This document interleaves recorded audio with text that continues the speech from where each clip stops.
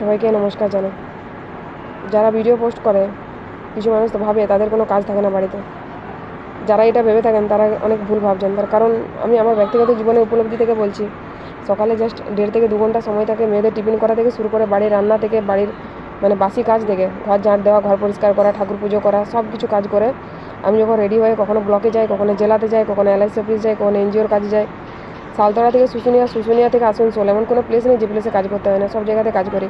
তারপরেও ইউটিউবেও ছোটো একটা চ্যানেল আছে, ওখানেও ভিডিও পোস্ট করি, ফেসবুকেও ভিডিও পোস্ট করি, রিলস পোস্ট করি, প্রতি উইকলি চ্যালেঞ্জগুলো কমপ্লিট করি। তো যারা একটু কী বলবেন, সব জায়গাতে টাইম দিতে ভালোবাসেন তারা হয়তো আমার সিচুয়েশানটা বুঝতে পারবে না। যারা ভাবছেন যে আমরা সময় অপচয় করি, একদম না। আমরা ফিমেলরা যারা হাউস ওয়াইফ তাদের প্রতিটা সেকেন্ডের মূল্য আছে। তা আমরা যেখানেই সময় দিই না কেন, নিশ্চয়ই কোনো কারণ বা কোনো চিন্তাভাবনা করি, সেখানে সময়টা আমরা খরচ করি। আমিও চাই যদি এরকম প্ল্যাটফর্ম থেকে যদি কিছু টাকাও কোনো দিন ইন ফিউচার যদি আসে, তাহলে আমার কিছু বাচ্চা হয়তো হেল্প পাবে। যদি আমি একটা NGOতে কাজ করি, তাহলে সেক্ষেত্রে আমার অপচয় করার মতন সময় আমার হাতে নেই। আর আমার এই ছোটো ভিডিওটা যদি কারো ভালো লেগে থাকে অবশ্যই লাইক কমেন্ট করবেন।